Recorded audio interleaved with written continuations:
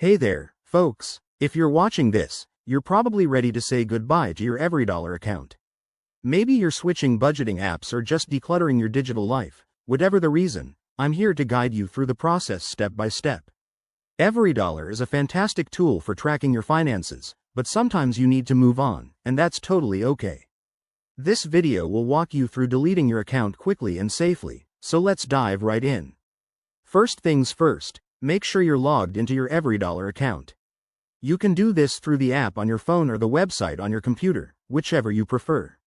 Once you're in, head over to your profile or settings section.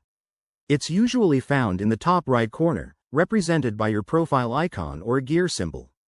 Click on that, and look for an option that says Account Settings or something similar.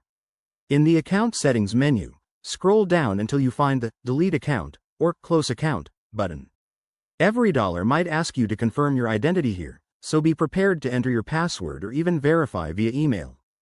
Before you proceed, take a moment to think about what you're doing. Deleting your account will erase all your budgeting data, budgets, and history.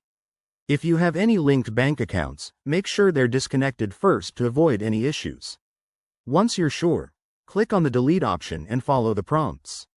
You'll likely need to confirm your decision one more time, just to prevent accidental deletions. After that, your account should be permanently removed. It might take a little while for everything to process, so don't panic if you don't see changes right away. And just like that, you're free.